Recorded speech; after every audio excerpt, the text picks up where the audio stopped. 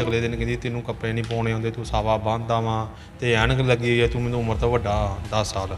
असीं जो विआह कीता सी इन्हां नूं आपदा सारा कुछ दसता सी, क्योंकि जो आधार कार्ड वो भी ये भरा मैं सेंड करता सी कि आ मेरी उम्र सब कुछ दसता सी। उस टाइम ये मन गए रिश्ता करता।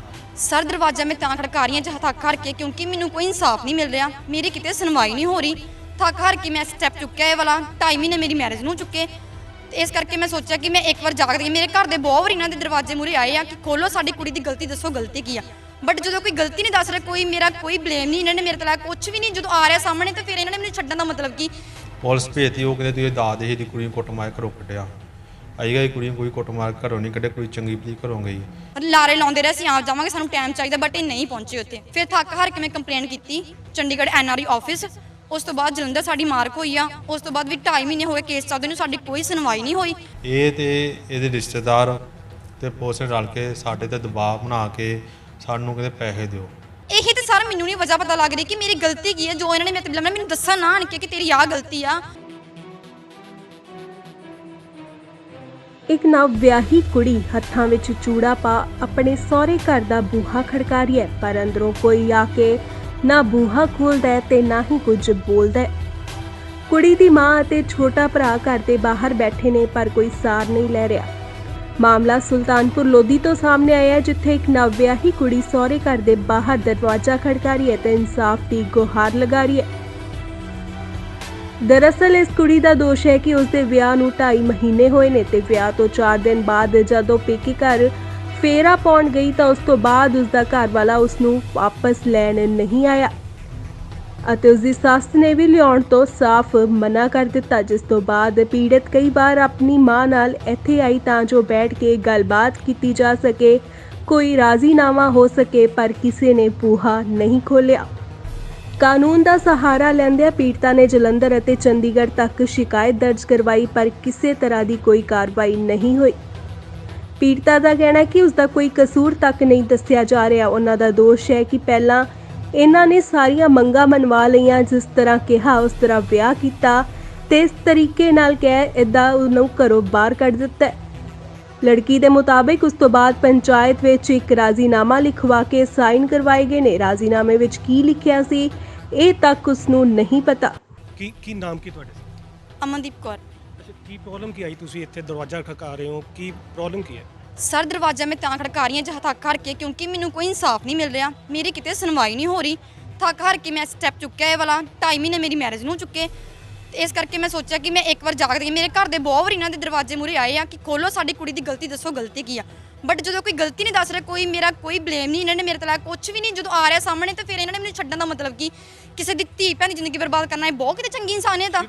ਤੁਹਾਡੀ ਮੈਰਿਜ ਕਦੋਂ ਹੋਈ ਸੀ? ਕਦੋਂ ਤੁਹਾਨੂੰ ਇਹਨਾਂ ਨੇ ਛੱਡਿਆ? ਕਿੱਦਾਂ ਕੀ ਗੱਲ?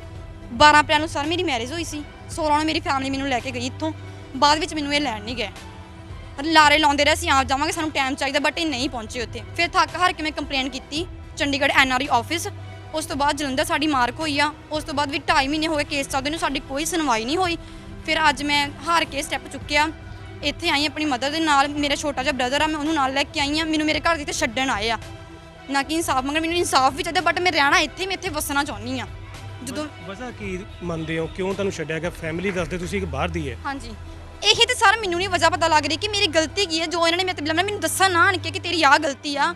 ਕੋਈ ਵਜ੍ਹਾ ਵੀ ਹੋਣੀ ਚਾਹੀਦੀ ਨਾ ਬੰਦੇ ਨੂੰ ਛੱਡਣ ਦੀ। ਜਦੋਂ ਕੋਈ ਵਜ੍ਹਾ ਹੀ ਨਹੀਂ ਹੈਗੀ, ਫਿਰ ਆਪਾਂ ਕਿਸੇ ਨੂੰ ਧੀ ਭੈਣ ਨੂੰ ਕਿਸੇ ਨਾਲ ਲਾਵਾਂ ਲੈ ਕੇ ਉਹਦੀ ਜ਼ਿੰਦਗੀ ਬਰਬਾਦ ਕਰਕੇ ਇੱਦਾਂ ਆਪਾਂ ਕਿਸੇ ਨੂੰ ਛੱਡ ਨਹੀਂ ਸਕਦੇ। ਮੈਨੂੰ ਵਜ੍ਹਾ ਦੱਸੇ ਮੇਰੀ ਗਲਤੀ ਕੀ ਆ। ਮੈਂ ਆਪਣੀ ਗਲਤੀ ਵੀ ਸਵੀਕਾਰਨ ਕਰਨ, ਮੈਂ ਮਾਫੀ ਮੰਗਣ ਤੱਕ ਵੀ ਤਿਆਰ ਹਾਂ, ਬਟ ਦਰਵਾਜ਼ਾ ਖੋਲ੍ਹ ਕੇ ਮੇਰੇ ਨਾਲ ਗੱਲ ਕਰਨ। ਮੈਨੂੰ ਇਨਸਾਫ ਚਾਹੀਦਾ, ਮੈਂ ਇੱਥੇ ਹੀ ਹਾਂ, ਮੈਂ ਜਾਣਾ ਕਿਤੇ ਨਹੀਂ, ਮੈਂ ਇੱਥੇ ਹੀ ਹਾਂ। ਜਦੋਂ 4 ਦਿਨ ਬਾਅਦ ਤੁਹਾਨੂੰ ਛੱਡ ਦਿੱਤਾ, ਹੁਣ ਤਕਰੀਬਨ 3 ਮਹੀਨੇ ਹੋ ਚੁੱਕੇ।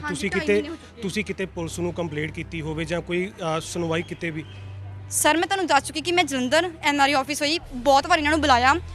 ਮਤਲਬ ਕਿ ਆਫਿਸਰ ਆਉਂਦੇ ਰਹੇ, ਘਰੇ ਇਹਨਾਂ ਕੋਈ ਸਾਈਨ ਕਰਕੇ ਕਰਾਉਂਦੇ ਪਏ ਕਿ ਤੁਹਾਡਾ ਇੱਕ ਮਤਲਬ ਕਿ ਟਾਈਮ ਆ, ਇੱਦਾਂ ਤੁਸੀਂ ਪਹੁੰਚਣਾ ਉੱਥੇ। ਮੈਂ ਪਹੁੰਚਦੀ ਰਹੀ ਆਪਣੇ ਟਾਈਮ 'ਤੇ, ਬਟ ਇਹ ਪਹੁੰਚੇ ਨਹੀਂ ਉੱਥੇ। ਇਹ ਇੱਕ ਵਾਰੀ ਵੀ ਨਹੀਂ ਉੱਥੇ ਗਏ ਨੇ। ਸਾਫ਼ ਕਹਿ ਤਾ ਕਿ ਕਦੀ ਸਾਨੂੰ ਆਹ ਪ੍ਰੋਬਲਮ ਆ, ਕਦੀ ਉਹ। ਇਹ ਮੁੱਕਰਦੇ ਰਹੇ, ਪਹੁੰਚੇ ਨਹੀਂ। ਜਦੋਂ ਹੁਣ ਮੈਨੂੰ ਚਾਰੇ ਪਾਸੇ ਕੋਈ ਰਸਤਾ ਨਹੀਂ ਦਿਖਦਾ ਪਿਆ ਕਿ ਮੇਰੀ ਕਿਤੇ ਵੀ ਸੁਣਵਾਈ ਨਹੀਂ ਹੋ ਰਹੀ, ਜਲੰਧਰ ਵੀ ਚੰਡੀਗੜ੍ਹ ਕਿਤੇ ਨਹੀਂ ਹੋ ਰਹੀ, ਥੱਕ ਹਾਰ ਕੇ ਮੈਂ ਇੱਥੇ ਆਈ ਹਾਂ, ਮੈਂ ਸਟੈਪ ਚੁੱਕਿਆ ਵਾਲਾ। ਇੱਕ ਤੁਸੀਂ ਦੱਸ ਰਹੇ ਕੋਈ ਰਾਜ਼ੀਨਾਮਾ ਵੀ ਹੋਇਆ ਸੀ, ਉਹ ਕੀ ਸੀ, ਕਿਉਂ, ਕਿੱਦਾਂ? ਸਰ ਮੈਂ ਤੁਹਾਨੂੰ ਇੰਨਾ ਕਹਿ ਸਕਦੀ ਕਿ ਰਾਜ਼ੀਨਾਮਾ ਮੈਂ ਮਤਲਬ ਕਿ ਥੋੜੀ ਡਿਪਰੈਸ਼ਨ ਵਿੱਚ ਸੀ। ਮੇਰੇ ਦਿਮਾਗੀ ਤੌਰ ਤੇ ਮੈਂ ਟਾਈਫਾਇਡ ਬਹੁਤ ਜ਼ਿਆਦਾ ਸੀ, ਮੈਨੂੰ, ਮੈਂ ਠੀਕ ਨਹੀਂ ਸੀ। ਮੇਰੇ ਘਰਦਿਆਂ ਨੇ ਮੇਰੇ ਕੋਲ ਸਾਈਨ ਕਰਾਇਆ, ਮੈਂ ਕਰ ਦਿੱਤੇ। ਉਹ ਮੈਨੂੰ ਨਹੀਂ ਪਤਾ ਉਹਦੇ ਵਿੱਚ ਕੀ ਲਿਖਿਆ ਸੀ, ਬਟ ਇਹ ਉਸ ਮਾਮਲੇ ਤੇ ਵੀ ਖਰੇ ਨਹੀਂ ਉਤਰੇ। ਜੋ ਘਰਦਿਆਂ ਮੇਰੇ ਨੇ ਕੀਤਾ ਸੀ ਇਹ ਉੱਤੇ ਵੀ ਖਰੇ ਨਹੀਂ ਉਤਰੇ, ਉੱਤੋਂ ਵੀ ਭੱਜ ਗਏ, ਉੱਤੋਂ ਵੀ ਮੁੱਕਰ ਗਏ। ਇਸ ਕਰਕੇ ਮੈਂ ਅੱਜ ਥੱਕ ਕਰਕੇ ਇੱਥੇ ਆਈ ਹਾਂ। ਉਧਰ ਪੀੜਤਾ ਦੀ ਮਾਂ ਦਾ ਕਹਿਣਾ ਹੈ ਕਿ ਉਹਨਾਂ ਦਾ ਜਵਾਈ ਆਪਣੀ ਮਾਂ ਪਿੱਛੇ ਲੱਗ ਕੇ ਬਿਨਾਂ ਵਜ੍ਹਾ ਤੋਂ ਇਹ ਸਭ ਕਰ ਰਿਹਾ ਹੈ। ਗੁਰੂ ਘਰ ਲਾਵਾਂ ਰਹਿ ਕੇ ਸਾਰਾ ਟੱਬਰ ਮੁੱਕਰ ਗਿਆ ਕਿ ਵਿਆਹ ਨਹੀਂ ਹੋਇਆ, ਜਦਕਿ ਉਹਨਾਂ ਕੋਲ ਵਿਆਹ ਦਾ ਹਰ ਇੱਕ ਸਬੂਤ ਹੈ। ਉਹਨਾਂ ਦਾ ਕਹਿਣਾ ਹੈ ਕਿ ਮੈਂ ਆਪਣੀ ਧੀ ਨੂੰ ਇਸੇ ਘਰ ਵਸਾ ਕੇ ਜਾਵਾਂਗੀ।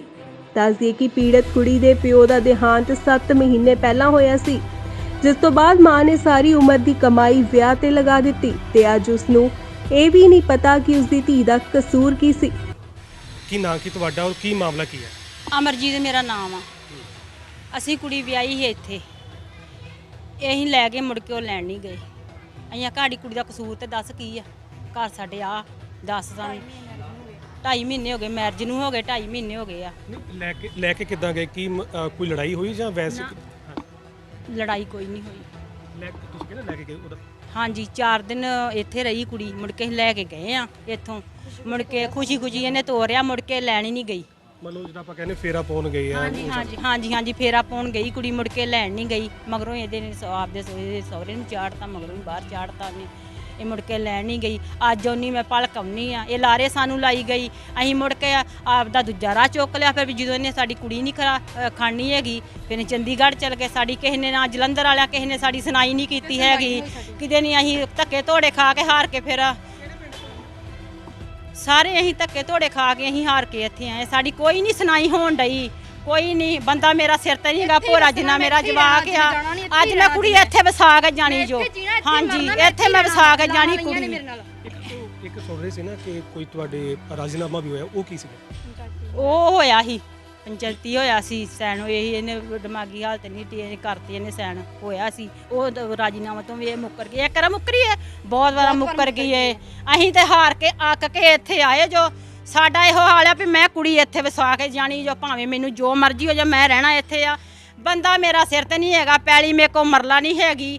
ਭੋਰਾ ਜਿੰਨਾ ਮੇਰਾ ਪੁੱਤ ਆ, ਧੀ ਮੇਰੀ ਦੀ ਦਾਗੀ ਕਰਕੇ ਮੇਰੀ ਧੀ ਇਹਨੇ ਸੁੱਟ ਕੱਤੀ ਆ। ਮੈਨੂੰ ਸਾਹਸ ਚਾਹੀਦਾ, ਸਿੱਧੀ ਗੱਲ ਆ। ਮੈਂ ਹੋਰ ਕੁਝ ਨਹੀਂ ਸੁਣ ਸਕਦੀ। ਕੀ ਕਹਿੰਦੇ ਕੀ ਆ? ਕਿਉਂ ਨਹੀਂ ਵਸਾਣੀ? ਕੀ ਕਹਿੰਦੇ ਕਿਉਂ? ਕੁੜੀ ਮੇਰੀ ਦੀ ਗਲਤੀ ਕੱਢੇ। ਕੀ ਗਲਤੀ ਮੇਰੀ ਕੁੜੀ ਦੀ ਪਹਿਲਾਂ ਦੱਸੇ, ਕੀ ਗਲਤੀ ਆ? ਕੀ ਮੇਰੀ ਕੁੜੀ ਨੇ 4 ਦਿਨਾਂ ਦੇ ਵਿੱਚ ਤਾਂ ਬਾਥਰੂਮ ਦਾ ਵੀ ਨਹੀਂ ਪਤਾ ਲੱਗਦਾ ਵੀ ਕਿੱਧਰ ਤੇ ਕਿੱਧਰ। ਕੀ ਮੇਰੀ ਧੀ ਨੇ ਇਹਨਾਂ ਗਲਤੀ ਕੀਤੀ? ਦੱਸੇ ਸਹੀ, ਸਾਨੂੰ ਸੱਦਦੀ। ਸਾਨੂੰ ਆਏ ਇੱਥੇ ਕੋਈ ਨੇ ਬੂਆ ਨਹੀਂ ਖੋਲਿਆ ਨਾ। ਇਹ ਸਾਡੀ ਸੁਣਦੀ ਨਹੀਂ, ਇਹ ਨਹੀਂ ਸੁਣਦੀ, ਸਾਡੀ ਨਹੀਂ ਸੁਣਦੀ। ਭੋਰਾ ਜਿੰਨੀ ਵੀ ਪਤਾ ਨਹੀਂ ਇਹ ਕਾਦੀ ਬਣੀ ਆ। ਅਸੀਂ ਅੱਕ ਗਏ, ਨਹੀਂ ਅੱਕੀ। ਮੈਂ ਤੇ ਅੱਕ ਗਈ, ਇਹ ਨਹੀਂ ਅੱਕੀ। ਮੈਂ ਅੱਕ ਗਈ, ਮੈਂ ਆਪਦੀ ਧੀ ਤੋਂ ਵੀ ਅੱਕ ਗਈ। ਮੈਂ ਘਰੋਂ ਵੀ ਬੜੀ ਦੁਖੀ, ਮੈਂ ਧੀ ਵੱਲੋਂ ਵੀ ਬਹੁਤ ਦੁਖੀ ਹੋ ਗਈ ਆ। 5 ਦਿਨ ਸਾਡੇ ਘਰੇ ਤੁਹਾਡਾ ਜਵਾਈ ਜਿਹੜੇ ਆ ਉਹ ਕੀ ਕਹਿ ਰਿਹਾ? ਜਿਹਦੇ ਹਸਬੈਂਡ ਨੂੰ ਕੀ ਕਹਿ ਰਿਹਾ? ਉਹ ਆਪਦੀ ਮਾਂ ਦੇ ਮਗਰ ਲੱਗਦਾ ਜੋ। ਹਾਂਜੀ ਉਹ ਨਹੀਂ ਕਿਸੇ ਦੀ ਵੀ ਸੁਣਦਾ। ਜੇ ਉਹ ਸੁਣਦਾ ਹੋਵੇ ਤੇ ਮੈਂ ਜੇ ਮੇਰਾ ਇੱਕ ਹੀ ਸੁਣਦਾ ਹੋਵੇ ਤੇ ਮੈਂ ਆਖਾਂ ਵੀ ਚੱਲ ਮੇਰੀ ਧੀ ਨੂੰ ਲੈ ਜਾ ਆਪਦੇ ਘਰੇ। ਉਹ ਨਹੀਂ ਸੁਣਦਾ, ਆਪਦੀ ਮਾਂ ਦੇ ਮਗਰ ਲੱਗਦਾ ਜੋ। ਸਿੱਧੀ ਗੱਲ ਤੁਹਾਨੂੰ ਮੈਂ ਦੱਸਦੀ ਜੋ। ਕੋਈ ਨਹੀਂ, ਮੇਰੀ ਸੁਣਾਈ ਨਹੀਂ ਹੋਣ ਡਈ ਇੱਥੇ ਨਾ। ਉੱਥੇ ਜਲੰਧਰ ਅਸੀਂ ਧੱਕੇ ਧੋੜੇ ਖਾ ਕੇ ਆ ਜੰਨੇ ਆ। ਭੋਰਾ ਜਿੰਨਾ ਮੇਰਾ ਜਵਾਕ ਆ, ਕੋਈ ਸਾਡੀ ਸੁਣ ਨਹੀਂ ਡਿਆ, ਨਾ ਕੋਈ ਲੈਣਾ ਨਹੀਂ ਦੇਣਾ ਨਹੀਂ ਆ। 5 ਦਿਨ ਮੇਰੇ ਘਰੇ ਰਿਸ਼ਤੇ ਨੂੰ ਜਾਂਦੀ ਰਹੀ। ਇਹ ਆਂਦੀ ਨਾ ਧੱਕੇ ਨਾ ਕੀਤਾ ਰਿਸ਼ਤਾ, ਕੋਈ ਅਸੀਂ ਧੱਕੇ ਨਾਲ ਰਿਸ਼ਤਾ ਨਹੀਂ ਕੀਤਾ। ਇਹ ਆਪ ਮੇਰੇ ਘਰੇ ਗਈ ਰਿਸ਼ਤਾ ਲੈ ਇਹਦੇ ਡੈਡੀ ਦਾ ਹਿਰਖ ਕਰਨ ਗਈ। ਉੱਥੇ ਇਹਨੇ ਰਿਸ਼ਤਾ ਮੰਗ ਲਿਆ, ਗੱਲ ਤੋਰ ਲਈ ਇਹਨੇ, ਕਰਤਾ। ਮੈਂ ਸਾਰੇ ਕੰਮ ਚੱਲ ਹੋ ਗਏ। ਫਿਰ ਇਹ ਕਹਿਣ ਲੱਗੀ ਮੈਂ ਚੁੰਨੀ ਚੜਾਵਾ ਨਹੀਂ ਕਰਨਾ, ਮੈਂ ਪੈਲਸ ਦਾ ਵਿਆਹ ਲੈਣਾ। ਘਰੇ ਵੀ ਅਸੀਂ ਬਹੁਤ ਖਰਚਾ ਕੀਤਾ, ਉੱਥੇ ਵੀ ਅਸੀਂ ਖਰਚਾ ਕੀਤਾ। 17 ਇਹਨੇ ਮਿਲਣੀਆਂ ਕੀਤੀਆਂ, ਹਾਰਾਂ ਦੇ ਨਾਲ 17 ਮਿਲਣੀਆਂ ਕੀਤੀਆਂ ਇਹਨੇ। ਆਹ ਫੋਟੋ ਵੇਖ ਲਓ, ਆਹ ਵੇਖੋ ਫੋਟੋ ਮੇਰੀਆਂ ਧੀ ਦੀ, ਆਹ ਵੇਖੋ, ਆਹ ਵੇਖ ਲਓ, ਆਹ ਵੇਖੋ, ਆਹ ਵਰਿੰਦਰ ਸਾਹਿਬ ਆ, ਇੱਧਰ ਵੇਖੋ। ਝੂਠ ਆ, ਸਾਡੇ ਕੋਲ ਸੱਚਾਈ ਸਾਰਾ ਕੁਝ ਹੈਗਾ ਸਾਡੇ ਕੋਲ। ਆਹ ਵੇਖੋ, ਜੇ ਝੂਠ ਹੈ ਤਾਂ ਦੱਸੋ ਸਾਨੂੰ। ਗੁਰੂ ਗ੍ਰੰਥ ਸਾਹਿਬ ਦੇ ਗਾੜੀ ਜਾ ਕੇ ਲਾਵਾਂ ਲੈ ਕੇ ਵੀ ਮੁੱਕਰ ਗਏ ਆ ਵੀ ਨਹੀਂ ਲਈਆਂ। ਮੇਰੀ ਧੀ ਇਹਨਾਂ ਨੇ ਦਾਗੀ ਕਰਕੇ ਸੁੱਟਤੀ। ਮੈਂ ਕੀ ਕਰਾਂ, ਕਿਹੜੇ ਖੂਹ 'ਚ ਪਾਵਾਂ, ਮੈਨੂੰ ਦੱਸ ਦਿਓ ਤੁਸੀਂ। ਉਧਰ ਦੂਜੇ ਪਾਸੇ ਲੜਕੇ ਨੇ ਇਸ ਸਭ ਦੇ ਲਈ ਲੜਕੀ ਅਤੇ ਉਸਦੇ ਪਰਿਵਾਰ ਨੂੰ ਹੀ ਗਲਤ ਦੱਸਿਆ। ਲੜਕੇ ਵਰਿੰਦਰ ਮੁਤਾਬਿਕ ਲੜਕੀ ਨੇ ਵਿਆਹ ਇੱਕ ਸਾਜ਼ਿਸ਼ ਤਹਿਤ ਕੀਤਾ ਤਾਂ ਕਿ ਉਸਦੇ NRI ਮਾਪਿਓ ਤੇ ਪੈਸੇ ਹੇਠ ਸਕੇ।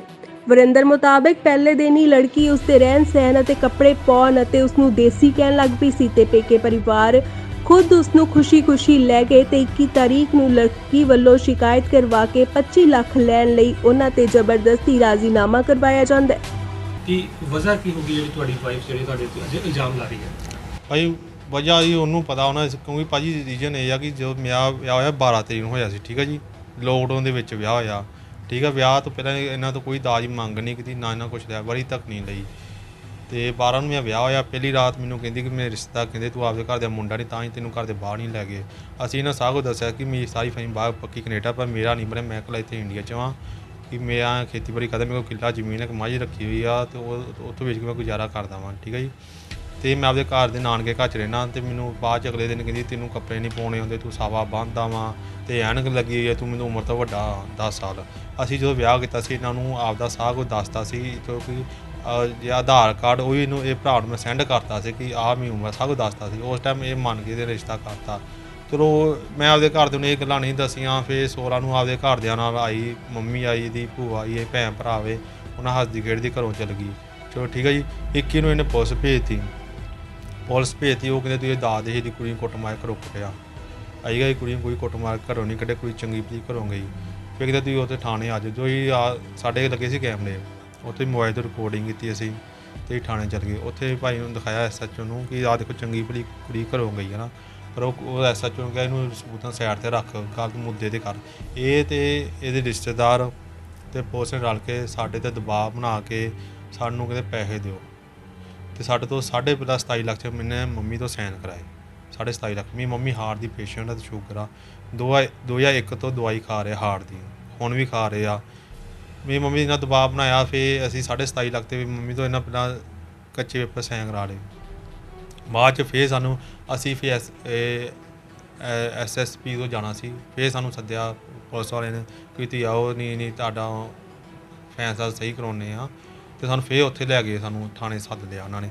ਉੱਥੇ ਜਾ ਕੇ ਫਿਰ ਇਹਨਾਂ ਨੇ ਰਲ ਮਿਲ ਕੇ ਸਾਡੇ ਤੋਂ ਫਿਰ 25 ਲੱਖ 'ਚ ਇਹਨਾਂ ਸਾਈਨ ਕਰਾ ਕੇ ਫਿਰ ਸਾਡੇ ਤੋਂ ਸਟੈਂਪ ਪੇਪਰ ਉੱਥੇ ਕਚਹਿਰੀਆਂ ਤੋਂ ਲੈ ਕੇ ਸਾਡੇ ਤੋਂ ਪੱਕੇ ਸਾਈਨ ਕਰਾ ਲਏ। ਲੜਕੀ ਵੱਲੋਂ ਸਹੁਰੇ ਘਰ ਦੇ ਬਾਹਰ ਬੈਠਣ ਤੋਂ ਬਾਅਦ ਪੁਲਿਸ ਵੀ ਮੌਕੇ ਤੇ ਪਹੁੰਚ ਜਾਂਦੀ ਹੈ ਤੇ ਜਾਂਚ ਦੀ ਗੱਲ ਕਹੀ ਹੈ।